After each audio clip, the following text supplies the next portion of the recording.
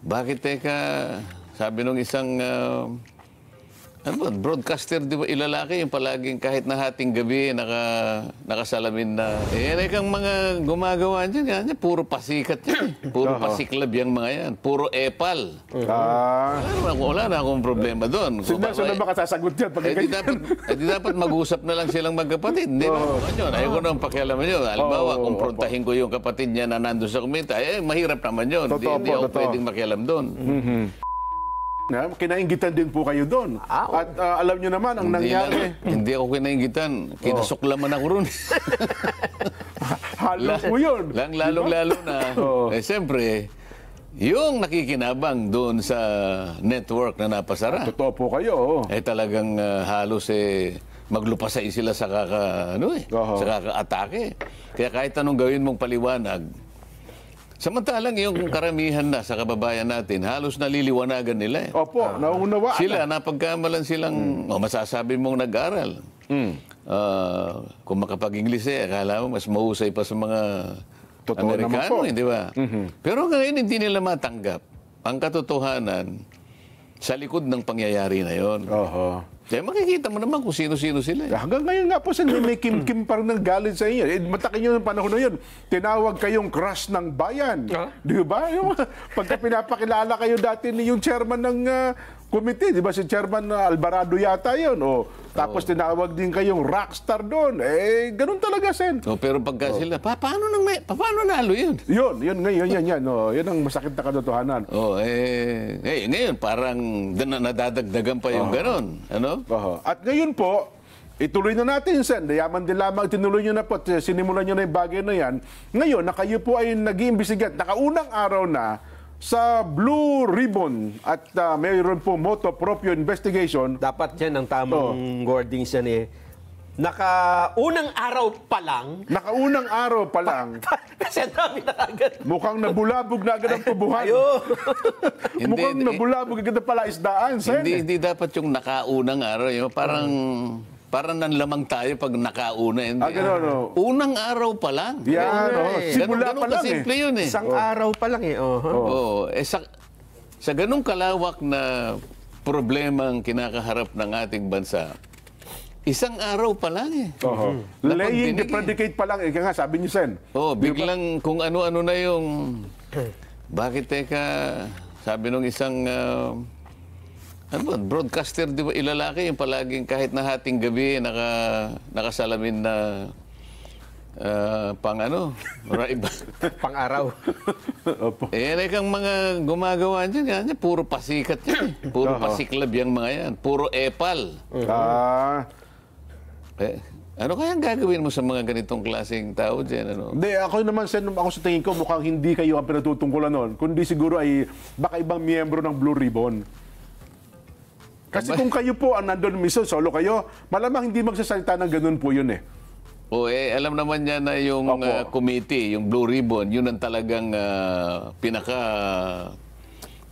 Teka, yun ang problema natin.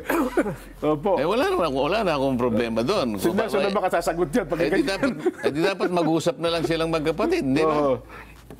Pero ayoko naman pasukan yun. Ayoko naman pakialaman yun. Halimbawa, kumprontahin ko yung kapatid niya na nandun sa komite, mahirap naman yun. Hindi ako pwedeng makialam doon.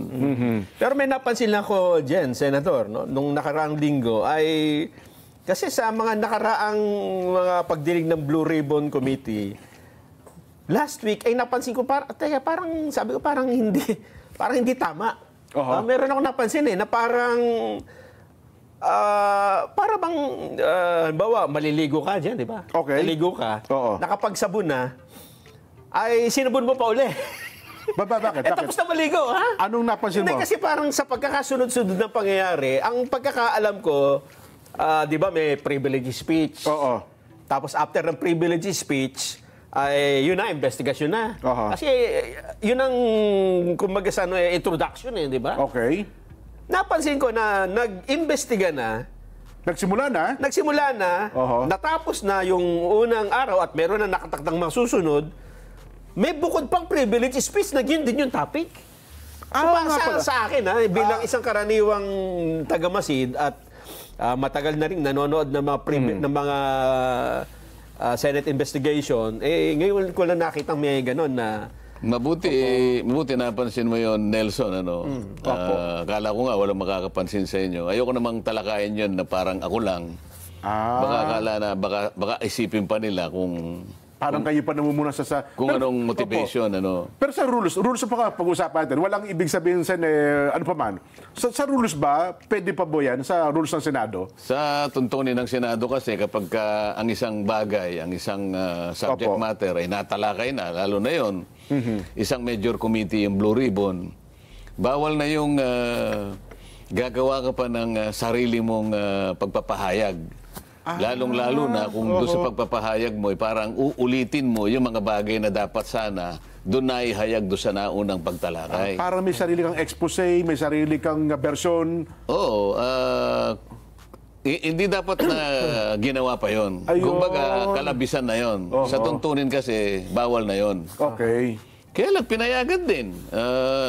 May pagka-liberal naman sa... Pero kung susundin mo talaga yung tuntunin, hindi akma yun. Ayun. Dapat sana ay sumama na lamang siya doon sa komite. Opo. Kahit naman hindi ka miyembro ron, pwede ka namang magtanong. Pwede ka Lalong-lalo na kung At katulad doon na lang niya banggitin yung mga binabanggit niya. Pwede pala naman yun. Pwede naman yun eh. Ayun. Oo. Kasi kung sasabihin niya na kamukha ng ginawa niya, meron siyang mga pinuntahang mga iba't ibang project. Actually, nabanggit na yung mga yun eh, sa komite. Kasi pinag-uusapan lahat ng ghost projects. Ngayon, hindi ngayon namin napag-usapan ng detalye noon sapagkat ang sabi ko sa chairman, sa secretary ng DPWH, pinakamabuti, isumite mo sa komite yung lahat ng initial findings mo doon sa mga ghost projects. Ayun. So, yung ginawa niya, nakatukoy siya sa kanyang pansariling pag-iimbestiga. Meron daw siyang nakita sa ganitong lugar, sa ganitong siguro, mga mangilan-ngilan yun. Pero hindi yun ang kabuuan. Hindi yun ang listahan. Nagtagumpay lamang siya dun sa... May mga optics, may mga litrato. At saka yung presentation, may mga guni-guni, mga ganyan. Sa pagdinig naman kasi dapat hindi mo nasasamutan ng mga gano'n. Yun ang optics eh. Yun ang sinasabi ng isang taong nakasalamin na hating gabi na yun ang epal siguro. Yun ang pasikat. Di ba? Ayun. Pero sa inyo, kasi wala akong narinig na binanggit kayo sa anumang pahayag na tinutulan niyo yun eh. Parang pinalagpas niyo na lang. Ay, ako naman lahat ng gustong magpahayag, kasi naitanong mo lang kung nasa tuntunin ba yun. Sa tuntunin, hindi ganun. Hindi papayagan yung ganun. Kaya lang, may pagka-liberal naman yung mga tuntunin siguro. Lalong-lalo na, matatanda na sila ron. Ako naman, sabi mo nga, transfer lang. Bagong transfer lang ako di ba? Kasi kaya ko naman naitanong yan, Jensen. Para kasing... ito, pakiramdam ko lang, ha? Na kasi may investigasyon na, parang ang gusto nila, the privilege speech, parang ito ay introduction para sa isang bukod na investigasyon. Na pareho rin ng subject. Na pareho din ng... Hindi ba? Katulad dito, baka nabasa nyo rin ito.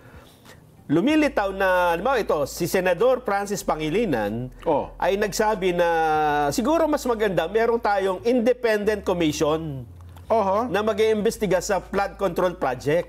Ang ibig mo sabihin, iba pa doon sa Blue Ribbon investigation? Commission 2 eh.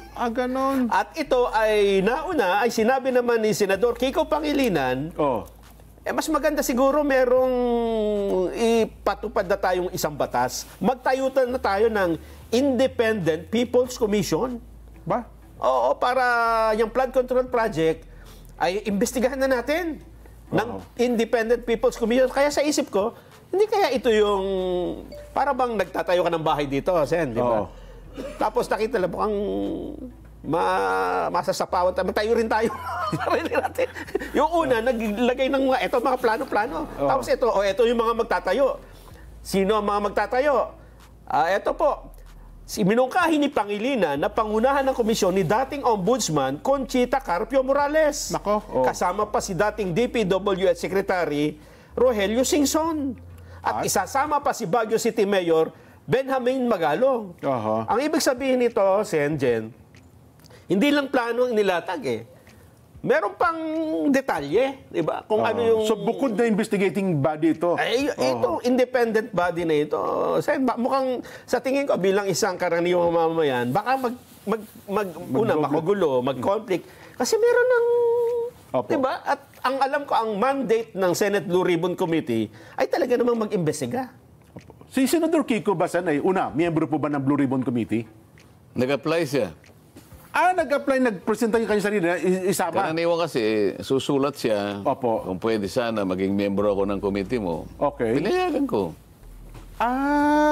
Okay. So, technically, miyembro siya ng Miyembro Blue siya. Ribbon Committee. Oo. So, ano po ang gusto niya palabasin dito? Miyembro pala siya ng Blue Ribbon Committee, nagsusuwestiyon siya ngayon ng isang... Anong tanong mo? Anong gusto niya nga mo? Ano gusto niya palabasin dito? Di ba? Hindi mo alam kung anong gusto niya palabasin? Hindi, kasi miyembro siya, tapos nagsasuggest siya ng bumuo pa ng isang bukod na grupo na mag-iimbestiga. Oo. Same subject matter. Oo. Ano po ang gusto niya palabasin dito? Iniinsulto niya ako. Kung ganyan, Sen, kung halimbawa ako, hindi naman ako miyembro ng Blue Ribbon Committee bilang isang mamamayan, pwede ka bang sabihin sa kanya na, Senador Kiko, baka pwedeng bumitaw ka na sa Blue Ribbon Committee? Kasi kung chairman kayo... Parang inaamin niya na hindi niya kaya eh. No? Tsaka wala siyang tiwala sa committee. Ayun pa, yun Hindi, po. manawagan ka. Baka Ayun, nakikinig siya. Baka nakikinig po kayo, Madam Sharon Cuneta.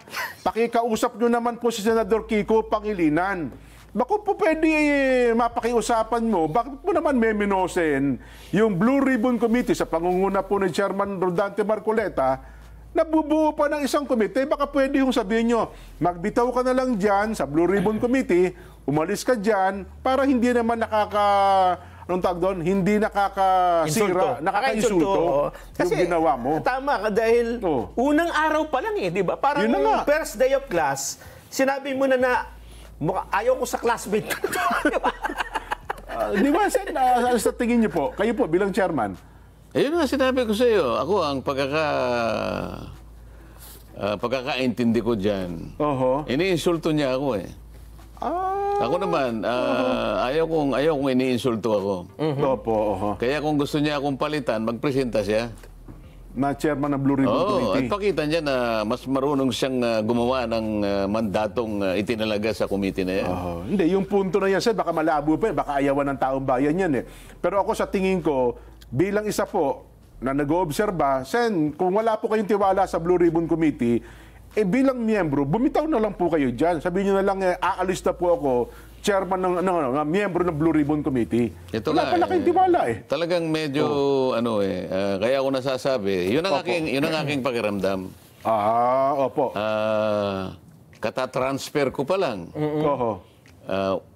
Isang araw pa lang ang ginugol ko sa pag-imbestiga. At kung titingnan mo sa lawak ng problemang talagang harapin mo at iimbestigahan mo, hindi mo nakakayanin naman ng isang araw. Ngayon, nakakaisang araw ka pa lang, sasabihin niya, nagpo-propose siya ng isang independent investigative body. Anong ibig niya sabihin? Nakaka-insulto nga talaga yun, Sen. Anong ibig niya sabihin? Di ba? At ang ilalatag pa niyang, i-recommenda pa niyang mga pangalan, dating ombudsman Conchita Morales. Hindi ba niya alam kung ano, yung ombudsman talagang katakot-takot ang corruption dyan? Bagay. Pagkatapos sasabihin niya, sabihin nila sa akin na ang ombudsman ay malinis na malinis at walang corrupt dyan. Ako diretsahan ako eh. Lalo partikular nung panahon. Kay Secretary Babe Singson, wala akong dyan. Hindi ko naman talaga siya kakilala. Maaring makakagawa siya ng mabuti rin para sa bansa. Kaya lang, pare-pareho silang naglingkod sa panahon ni dating Pangulong Pinoy eh. Kung kulay ang pag-uusapan dito, puro yelo na naman yan eh. Pero ako naman siguro, Sen, in fairness, doon sa tatlong nabanggit, baka naman walang kinalaman doon sa panukala ni Senador Kiko. Di ba? Nabanggit lang yung pangalan, pinupropose niya eh. Ang talagang una best dito na, sabi niyo nga, nakaka-insulto talaga, yung Senador Kiko Pangilinan. Di ba? Sa tingin ko, yung statement hindi na lamang yung committee niya ang ayusin niya kasi nagpapakadalubhasa siya na ayusin niya yung agrikultura ng ating bansa. Ako, okay ako doon. Sapagkat ang dapat mong tulungan ay yung mga kapuspalad na mga magsasaka ngayon na hindi na nila malaman kung magtatanim pa sila ng palay o hindi. Opo. Oh. Anong gagawin mo ngayon? Napakahirap na ng kalagayan ng mga magsasaka ngayon. Hindi na nabebenta yung kanilang mga palay sa halagang kikita sila. Oho. Isip-isipin mo, anong kalagayan ng agriculture sa bansa natin ngayon? Kung tawagin subsistence farming. Subsistence farming. Alam mo kung ano ibig sabihin ng subsistence farming? Ano po ibig sabihin, Sen? Nagsasaka ka para mabuhay ka na lang. Wala ka nang may bebenta para sa ganun sarili mo na kumita lang. ka. Oho. Ito pambuhay na lang ng pamilya mo. Ito yung kaawa-awang kalagayan ng agriculture sa ating bansa. So, survival yan, Sen, pag ganyan. Pagkatapos siya yung kumuha ng agriculture. Oho. Abay, ang una mong tingnan ngayon, kung talagang pinuntahan niya yung buong Pampanga, sige, Ayan. halos binibili na lang 12 pesos per kilo ang palay. Yung hindi nabilad. Yung nabilad, nabilad 11 to 12. Yung hindi binilad, 7 to 8 pesos per kilo. Yan. Saan mo dadalhin ang magsasaka? Oho. Wala pa siyang nailalatag kung anong gagawin niya. Pakikialaman niya itong Oho. magtatayo ng independent investigative body. Nako. Hindi, subukan mo. Oho. Di ba? Ayun. Sana makarating sa kanya.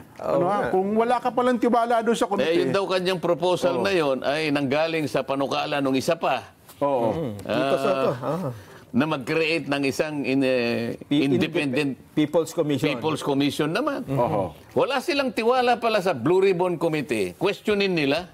Ayun, Di ba? naman. Yun ang Pwede proseso. naman kaming magdebate dun. Oo. Di ba? Kung ang pamamaraan ko, halimbawa, ayaw nila, magdebate tayo. Yan. Oh. Yun ang inihingi ng pagkakataon, di ba? Hindi naman nagsasalita, Sen. Hindi, kung magpo-propose kayo na hindi naman yun naiintindihan ng mga... Hindi, ako siguro, Sen, alam nyo, natakot sila sa nangyaring ito eh. Kasi ang tao, in fairness, so 100, parang 1,500 po ang pabor sa inyo eh. Pangit yun yung sa 100 tao, 1,500 ang pabor. Ibig ko sabihin, yung unang dating kayo sa Senado, Sen, mukhang iba agad ang dating eh. Yung tao kasi parang, sabi nila, nabuhayan kami ng pag-asa. Meron palang ganito, pwede palang gawin ng ganito. Ako muna, ako naman, ha? Oo. Ang analysis ko dyan, Jen, ang tingin nila dito ay ang tinitingnan nila dito yung 2028 election eh. Oho. Kasi mukhang nasapawan na sila ng Rodante Marcoleta. So hindi sila makaangat-angat ngayon. Sabi niya, paano tayo aangat ngayon sa 2028? Paano tayo magpapakitang gilas?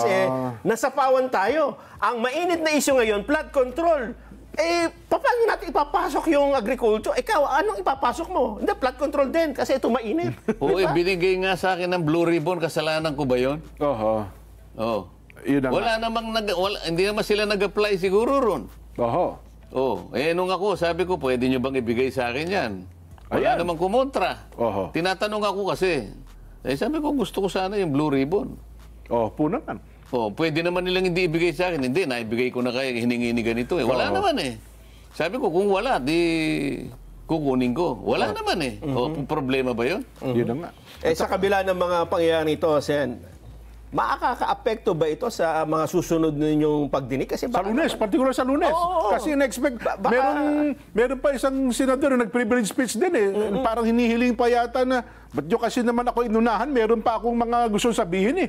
Di ba? Lunes na pala naka-schedule ito. Sen, yung second hearing nyo. Hindi nga. Nung una nga, nagsalita na nga rin yun. Opo.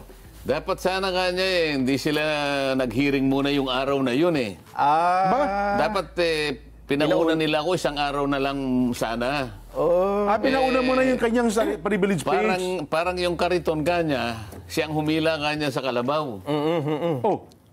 Sabi ko naman sa sarili ko, bakit kinakailangan ko bang tanungin lahat ng mga kasama ko sino yung magpiprivilege speech dito? Mandato ko ito eh. Malay ba natin na mayroon pala sila ganun? Ako may pananagutan dito eh. Ayun na nga po. Ngayon, in-announce ko naman yun eh. Oo. Naka-announce yun. Sa ganitong araw, magsisimula ang pagdinig ng Blue Ribbon Committee. Lahat alam. Ayan, O opo. di sana sumama siya doon. Ba't pinili niyang magpakatahi-tahimik pagkatapos na makapagsagawa ng isang pagdinig? At saka siya ngayon, Magpi-privilege speech pala siya. kahit na hindi na pinapayagan ng tuntunin, sige, nakapagsalita pa rin. Ngayon, nung malaman niya na naman sa Lunes, magsisimula yung pangalawa. Opo. nagmanifest sa floor. Sabi niya, sana i-reset yung September 1. Bakit daw? Yun talaga naman, oo. Nagkataong kanya na magsisimula yung pagdinig ng DBCC. Yung budget opo. na ito. Opo, oo. Sabi ko naman sa sarili ko, di pumunta ka doon sa DBCC. Oo nga naman.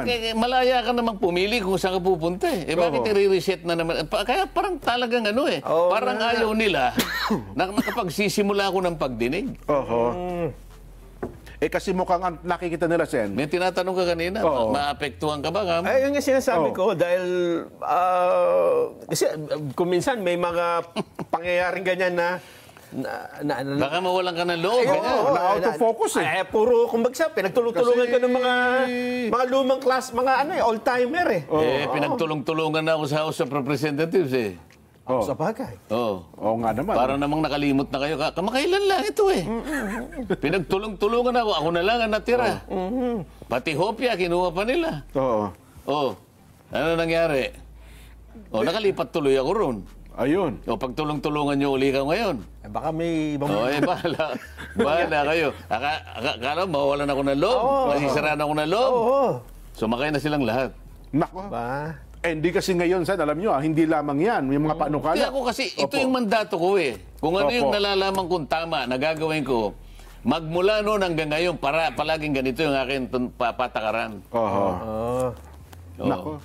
Ngayon pala, Sen, hindi lamang yung panukala na yan kasi meron na po ngayon TRICOM. Lunes kayo, Martes, magkakaroon siya ng investigation. BIR, may investigation na rin. DPWH, meron na rin. Customs, meron na rin. DTI, meron na rin. Yung barangay na lang yata ang... Pati yata barangay, meron na rin. May barangay clearance. Ang Malacanang, meron na rin po. Lifestyle check naman. Tingnan mo ngayon. Opo. Bakit na-inspire sila ngayon lahat? Isang araw pa lang eh. Yun na nga po. Hindi nyo pa nahalata. Isang araw pa lang. Lahat na sila magsasagawa ng investigasyon.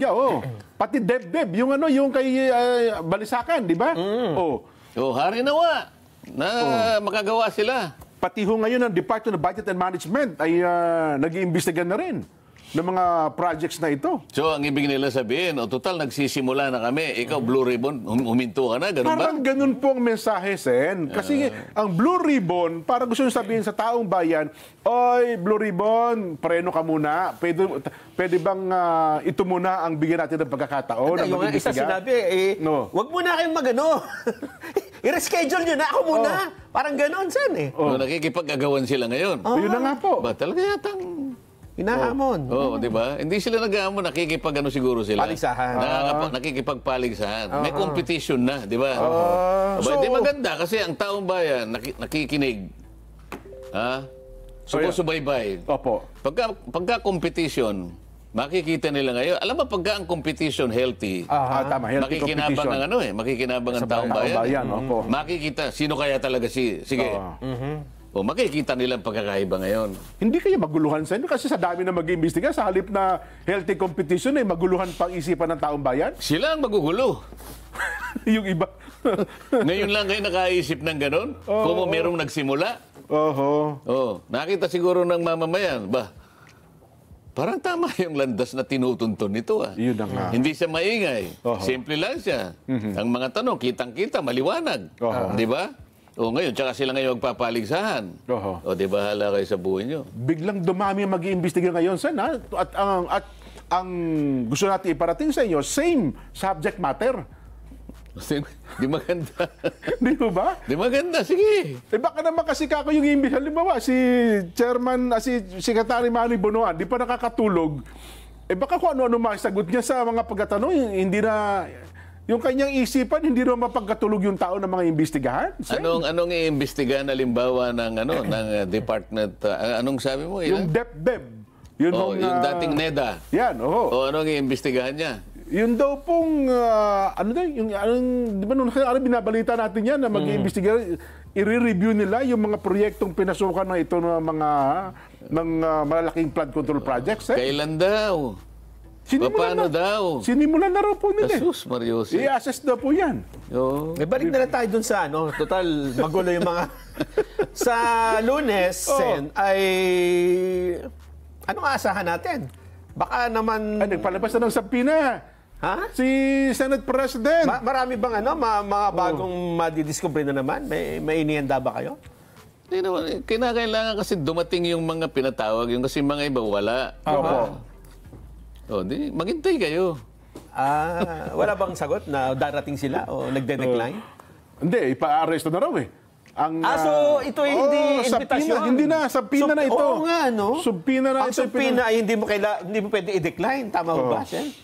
Bahala sila kung darating sila o hindi. Di ba? Nako. Basta ako na magsasabi, Nelson, may pasabog sa Lunes. May pasabog? May pasabog.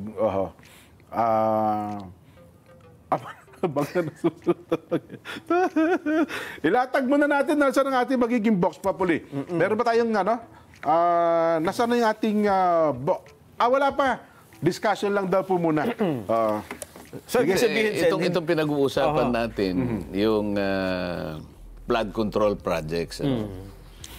Pero yan lang ang nagsisilbing pinakamukha ngayon ng corruption. Kasi nakita nila yung lawak, nakita nila yung magnitude, yung lalim, yung dami ng participants at yung pamamaraan kung paano ginagawa, katapos-tapusan talaga, lugi ang taong bayan. Hindi lang nalugi, ninakawan, nalugi, walang nangyari sa kanila kung pag-uusapan yung serbisyo na dapat sana ay para sa kanila. Imbes na sila'y natulungan, na serbisyuhan ng mga serbisyong pampubliko, lalong-lalo na yung nasa kahirapan, yung gagamitin para sa kanila, ninakaw pa. Kaya nagiging popular yung subject matter. Kaya sabi ko nga sa'yo, lahat sumausaw na. Lahat sumausaw na. Walang mandato. Ang nakalagay na mandato, Blue Ribbon Committee. Ngayon, kung gusto akong tulungan ng mga kasama ko, kasi 17 ang miyembro dyan eh. 17 senators po 17 senators. Opo. Ngayon. Plus yung ex officio members. Tsaka sila ngayon magpapanukala na mag-create tayo ng isang... Di ba? Para nilang iniinsulto yung committee mismo. Di ba? Lalong-lalo na nanggaling sa mga miyembro ng Senado na matagal na ron eh. Mga datihan na nga yan eh. Pero teka lang, Sen, bago nyo ituloy po yan, may nagbigay din ng komento. Sabi niya, teka lang, hindi kaya ganyan din ang sabihin ng Pangulo na para bagang inuunahan siya ng Blue Ribbon Committee? Kasi mas nauna daw po nagpatawag ng investigasyon ang Pangulong Bongbong, Sen eh. Nagpatawag ng? Nagpa-imbestiga itong flood control projects. Di ba, nung kanya hong SONA at bago yung first day ninyo ay nagkaroon na ng... So, di dapat sana ang Pangulo na nagsabi, huwag nyo na muna akong unahan. Pwede ba kanya mag-imbestiga na lang muna kayo ng iba? Ako na rito? Walang sinabing gano'n ng Pangulo. Ang totoo niyan, siguro kailangan sabihin ko na rin ngayon. Sige nga po, oo. Bago ako nag-imbestiga, yung unang araw na investigasyon, nagkausap kami ng Pangulo. At siya mismo ang nagbigay ng ilang mga detalye na kakailanganin ko. Kailangan malaman ng taong bayan ito. Yan ang malaking balita ngayon, Sen. Sinabi niya sa akin, sana ay magtagumpay ka. Kaya, para dyan sa gumawa ng komunikasyon na yan, hindi. Ang Pangulo mismo ay nagbigay ng pahiwatig na sana magtagumpay ang iyong pagdinig. Mukhang hindi po ata alam ni Auntie Claire yan, Sen. Kasi si Auntie Claire ang nagsabi nun na para bagang sa kanyang statement ay para bagang inuunahan daw ng Blue Ribbon ang investigasyon pinag-utos ng Pangulo. Yan naman, salita na salita. Hindi mo na nagtatanong sa presidente, di ba? Ganun ba? Dapat sana tinanong niya muna, di ba? Para hindi siya lumilitaw na may pagkaano rin eh, no? Pagkatapos namin nag-uusap, may dumating na isang bisita, naupo sa tabi ko. Mr. President, ito yung gawin mong ombudsman. So personal po kayo magkaharap mismo ng Pangulo, hindi po ito tawagan, Sen, no? Magkatabi nga kami, di ba? Kaya nga kinukwento ko nga sa inyo eh. Yung pala. Okay, Para yung mga taong nagdududa. Yan, nako. Mawalan na kayo ng duda, sinasabi ko na. Nako. May dumating na tumabi sa akin. Mr. President, mabuti dumating ito ka ako. Ikaw dapat ang maging ombudsman. Kasi yung 17 aplikante doon, wala akong masasabi, Basta't mas gusto kita kaysa doon sa 17. Ah, Oh, sabi ng presidente, siya na nagsasabi. Ano? Alam mo bakit ka ako? Alam mo kung bakit ikaw ang sinasuggest ko? Bakit siya dapat maging ombudsman? Opo. Ganito kasi kako, nung ako'y nandun sa House of Representatives, meron akong inimbestiga, na kumpleto ko yung investigasyon. Nagkaroon ng committee report, Opo. inadapt ng plenary, at nagkaroon ng rekomendasyon na lahat ng mga datos, lahat ng impormasyon na nakalap doon sa investigasyon na yon, Opo. ibigyan ng kopya ngayon ang Ombudsman, bigyan ng kopya ang DOJ, ang Solicitor General, kung sino-sino pang ahensya may kinalaman sa pagpapile ng anumang kaukulang aksyon. Either administrative, civil, criminal. Alam mo ka kung nangyari? Walang nangyari. Opo. Kaya kung ikaw ang ombudsman, sabi kong ganyan sa kanya, ako, Blue Ribbon Committee ako, para may mangyari ngayon. Yan ang sinabi ko sa kanya. Ayun. Naririnig ng Pangulo yan. Opo. Ako, seryoso ako eh. Ang Pangulo sabi niya, narinig mo, magdesisyon ka. Sabi niya, hindi pa ako naka-apply eh. Wala sa pagbibigay ng JBC. Review. Hindi ka ako problema yan. Halimbawa ka, kung may na-shortlist na, binigay sa Pangulo. Sabi ng Pangulo, hindi, wala akong gusto rito. Sige, i-open uli yan. Hindi, pwede ka na. Ayun. Hindi ba ito pwede sabihin? Kaya ko lang kinukwento ngayon para malaman ng taong bayan na ang Pangulo, hindi niya sinabi na wag mo kong unahan. Hindi, nandun ako. Kaming dalawa nag-usap. Yan.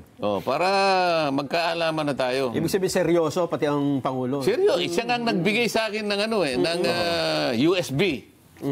Para may makatulong ako sa iyo itong ilang mga detalye na pwede mong gamitin. Nako, mabigat pala ito.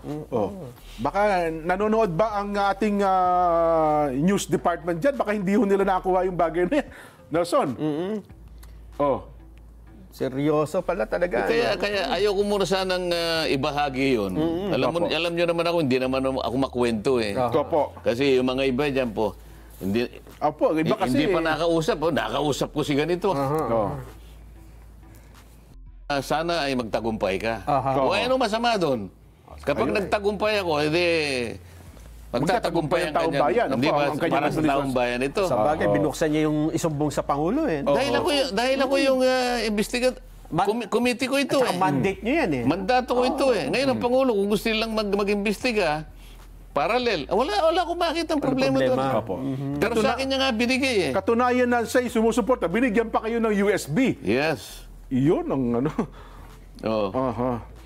Kaya ang tanong hindi naman yun lang. Kaya marami naman akong ibang mapagkukunan. Yes po. Pero para lang ipaintindi natin, bigyan ng diin na ang Pangulo ay sumusuporta sa aking ginagawa, in-instructan niya yung PMS. Ibigay mo sa kanya yung magagamit niya. Ayan, opo. Yes, Mr. President. Kagkatapos nung ibinigay sa akin yung USB. Ayun. Magsalita na yung gusto magsalita dyan. Kaya yun po. Sana po narinig din ni Auntie Claire. Huwag na po kayong kumontra. Alam din pala. Ay, nako. Meron tayong Vox Populi. Ito na. Aba, meron eh. Sang-ayon ka ba? Kayo po ang aming tinatanong. Sang-ayon ka ba na magtayo pa ng Independent People's Commission para imbestigahan ang anomalya sa flood control projects? Sino nagpanungkalan nito?